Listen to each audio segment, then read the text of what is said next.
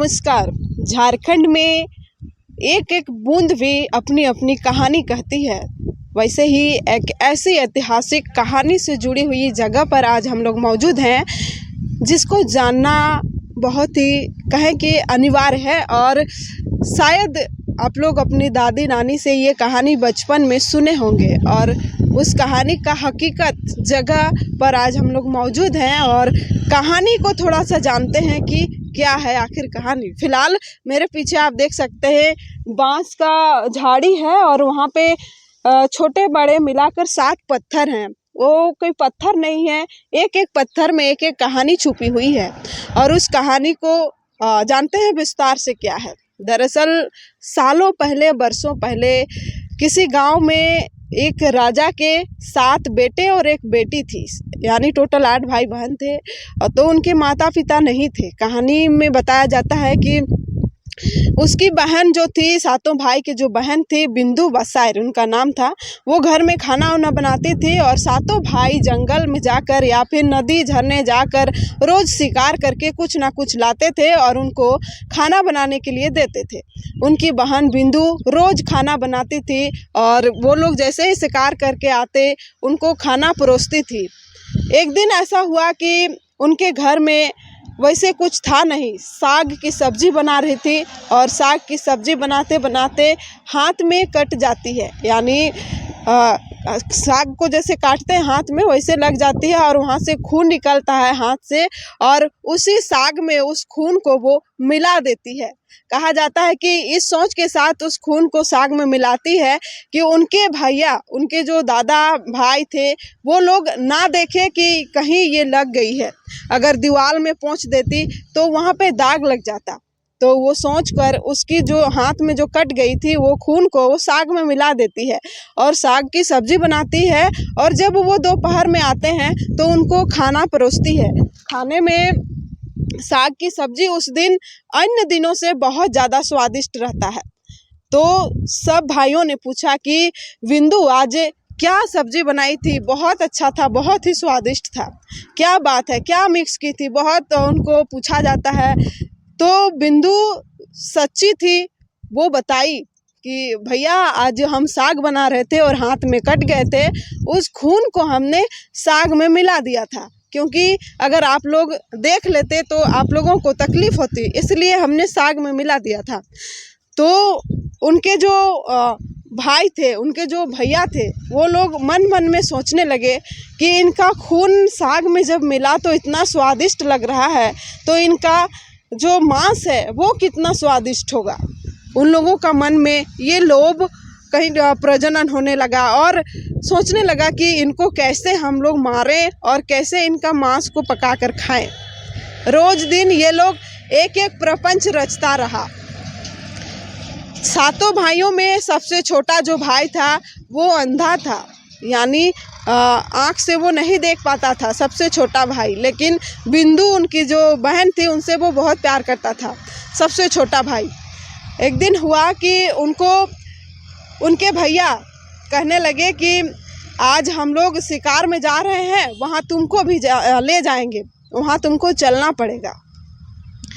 कई परिस्थितियाँ होने के बाद उन्होंने मना भी किया था, फिर भी वे चलती हैं और शिकार में ले जाता है उनको भी, और एक जगह उनको खड़ा कर दिया जाता है। उसके बाद कहा जाता है कि एक हंडी में पानी भर के उसको सिर में ढोया जाता है और एक पहाड़ी है, उस पहाड़ी में ले जाकर उनको खड़ा कर दिया जाता है। वो लोग दूर में रहते हैं 7 भाई और एक एक करके तीर चलाते हैं।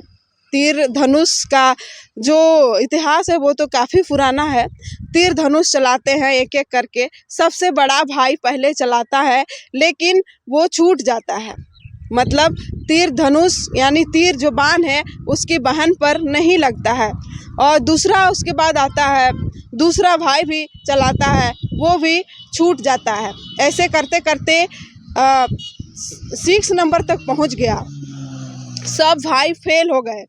जब आखिरी नंबर जो आँख से नहीं देख पाता था, सबसे छोटा भाई, वो उनकी बारी आती है और वो तीर चलाता है और वो तीर से वो लग जाती है। लगने के बाद वो गिर जाती है और वहीं पे उनकी मौत हो जाती है। और सभी भाई आते हैं और उसको जैसे आजकल कहें कि शिकार करते हैं या फिर मुर्गी उर्गी काटते हैं, उस टाइप से उसको काटता है वो लोग और अपना अपना हिस्सा में बंटवारा करता है, 7 जगह बंटवारा करता है। सबको अपना अपना जो उनको बंटवारे में मिलता है उस मांस को ले जाकर वो अपने अपने तरीके से पका कर खाता है। लेकिन जो सबसे छोटा भाई रहता है वो क्या करता है कि नदी में जाकर खखड़ा का नाम आप लोग सुने ही होंगे, और मछली ये सब पकड़ के लाता है। और हम लोग का इधर का भाषा में मांस की सब्जी वो लोग जब खाता है तब वो खखड़ा और मछली को वो सब्जी बनाकर चुपके से ले जाता है और उसको वो खाता है। जब वो लोग हड्डी चबाते हैं तो ये मछली को चबता है, तो लगता है उन लोगों को और भाई लोगों को कि ये सच में उसका मांस खा रहा है। दरअसल सबसे छोटा भाई ये करता है कि उसके हिस्से में जो उसकी बहन की मांस आती है उस मांस को एक मिट्टी का हंडी में भरकर गोबर का जहाँ पे गोबर हम लोग रखते हैं वहाँ पे ले जाके उसको तोप देता है। कहानी में ऐसा है कि वो उस मांस को उसका छोटा भाई एक गोबर के जहाँ पे गड्ढा रहता है वहाँ पे जाकर उसको तोप देता है। कुछ दिनों बाद में वहाँ पे बांस का झाड़ी जो है वो पैदा हो जाता है, बांस की झाड़ी। उसके बाद उस बांस की झाड़ी में वो जो बांस की झाड़ी पैदा हो जाता है वो बांस की झाड़ी आप देखिए यहाँ पर है, और 7 भाई का एक एक करके पत्थर यहाँ पर रखा गया है। जो सबसे बड़ा पत्थर है उधर वो उसका बड़ा भाई है, उससे सेकंड ऐसे करके है। तो ये कहानी अभी ख़त्म नहीं हुई है, बहुत लंबी चलेगी। बांस का झाड़ी वहाँ पे हो जाता है, उसका छोटा भाई आता है और रोज़ देखता है, प्रणाम करता है, बातें भी करता है। एक दिन हुआ क्या कि गांव में एक बांसुरी बेचने वाला आता है और पूरे गांव में बेचता है बांसुरी और कहता है कि ये बांसुरी अपने आप बोलता है, ले लीजिए कोई। तो कोई नहीं खरीदता है। बिंदु का घर पहुंचता है वो बांसुरी वाला, और उसका छोटा भाई घर में रहता है और कहता है कि जब बांसुरी बेचने वाला पहुंचता है तो कहता है कि भाई ये बांसुरी ले लो, अपने आप बजता है और बहुत सुंदर बजता है। तो वो ट्राई करके देखता है तो सच में बहुत अच्छा बज रहा था।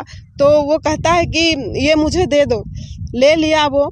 उसके बाद जब बांसुरी घर में रखता था और वो काम में जाता था दूसरा जगह में, तो दिन भर में उसका सारा काम करके रात का खाना यानी शाम का खाना अपने आप बना हुआ मिलता था। रोज़ ऐसा होता था घर में। एक दिन उन्होंने सोचा कि हम देखते हैं कि आखिर ऐसा होता कैसे है कि रोज़ हम काम पर जाते हैं और घर आंगन पूरा साफ सुथरा खाना बना हुआ, कैसे ऐसा होता है, आखिर कौन आता है मेरा घर। रोज़ ये नोटिस करने लगा उसका छोटा भाई। तो एक दिन हुआ क्या कि वो रुक गया, घर में चुपके से छुप गया दरवाजे के कोने पर। तो देखता है कि जो बांसुरी खरीदा था वो कोई बांसुरी नहीं था, बल्कि बांसुरी के रूप में उसकी बहन बिंदु बसाई थी। वो बांसुरी के रूप में उसको ज़रूर आकार दिया गया था, लेकिन उस बांसुरी में उसकी जान थी। और कहीं ना कहीं वो निकल के देखता है कि वो बांसुरी से निकल रही है और पूरा घर का काम कर रही है। तो वो नोटिस किया, देखा सारा चीज़ अपने आँखों से। उसके बाद उसको रोकता है।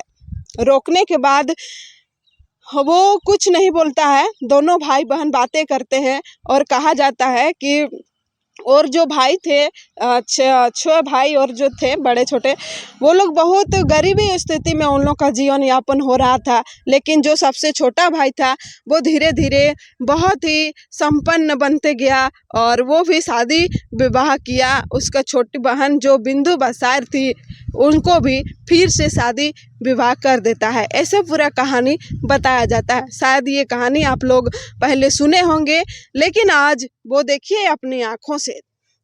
हम कहेंगे थोड़ा सा आगे आइए, दिखाइए। वो जो बड़ा पत्थर दिख रहा है उधर, वो उनका बड़ा भैया है, उससे दूसरा वाला भैया है, तीसरा चौथा ऐसे करके सबसे छोटा वाला भैया उधर है। और ये जो बांस का झाड़ी आप देख रहे हैं, ये कोई बांस का झाड़ी नहीं है, बल्कि बिंदु बसायर है। साक्षात बिंदु बसायर की ये कहा जाता है कि ये प्राकृतिक रूप है। और यहाँ पे वाकई में यहाँ के ग्रामीण देखिए एक धार्मिक स्थल बना के रखे हैं, और बाकायदा सरना झंडा भी यहाँ पर है, और समय समय पर यहाँ पर पूजा भी होती है। आसपास में गांव है। दरअसल आप अगर यहाँ आना चाहते हैं तो रांची से लगभग 40-45 किलोमीटर की दूरी पर है, ज़्यादा दूर है नहीं। ये रांची से पिठोरिया के रास्ता में आप लोग आइएगा। ठाकुर गांव में ये प्रसिद्ध प्राचीन मुंडा धर्म का सतयुग का ये कहें कि बिंदु बसायर का ये कहानी स्थल, और एक प्राकृतिक रूप में यहाँ पे आप उसको साक्षात दर्शन कर सकते हैं। फिलहाल ग्रामीण यहाँ पर हैं कुछ, उनसे भी बातचीत करेंगे कि आखिर कब कब यहाँ पर पूजा होती है, क्या क्या उनका नियम धर्म है, या फिर क्या जैसे वर्षों पहले बलि प्रथा चलती थी, क्या वो सब भी यहाँ पर होती है।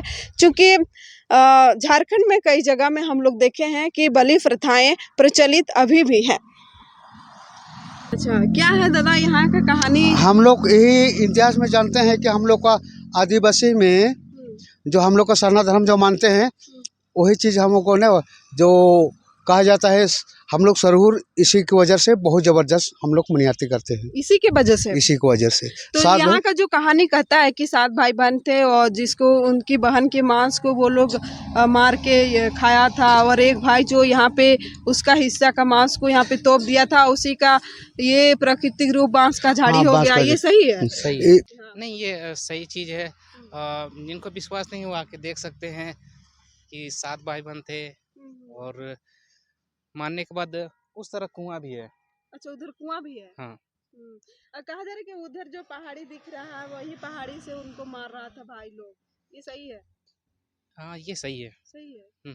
कांके जो ये कांके एरिया पड़ जाता अच्छा, है। कांके विधानसभा पड़ता है ये? कांके विधानसभा। तो कांके के जो विधायक है, हाँ। वही लोग आयोजक करवाते हैं। बड़ा सा मेला लगता है उधर पहाड़ साइड में। और यहाँ के टोटल जो आदिवासी है वो लोग आते हैं, जो सरना धर्म के मानने वाले हैं, वो टोटल लोग आते हैं, पूजा पाठ करते हैं, और आयोजक वही लोग के जो मेन गुरु है वही लोग करवाते हैं। देखिए ये लोग ग्रामीण है यहीं के, तो साफ साफ हम भी ये कहेंगे कि अगर ये कहानी आपको विश्वास नहीं होता है तो एक बार यहाँ आकर ज़रूर देखें। जो चीज़ कहानी में बताई गई है वो सारी चीज़ें यहाँ पर मौजूद है। जिस पहाड़ से उनको भाई लोग तीर चला रहा था, वो पहाड़ सामने है। ये बांस का झाड़ी है, पीछे आप देखिएगा कुआं है, और पत्थर के रूप में 7 भाई बहन को यहाँ पर दिखाया दिया गया है। मचान उचान सब कुछ है, सब कुछ है वहाँ पे। हाँ, सब जगह जगह में मचान के ऊपर से तीर मार रहा था ना, वो सब चीज़ है। तो ये कहानी आपको कैसी लगी आप लोग ज़रूर कमेंट सेक्शन में बताइएगा, और अच्छा लगा तो उसको शेयर भी कीजिएगा, ताकि लोगों को पता चले कि झारखंड में कोई टूरिज्म के रूप में इसको अगर विकसित किया जाए तो कहीं ना कहीं आसपास के लोगों को रोजगार भी अवसर प्रदान होंगे, और इस कहानी को, इस इतिहास को हम लोग बचा के रख सकते हैं। धन्यवाद।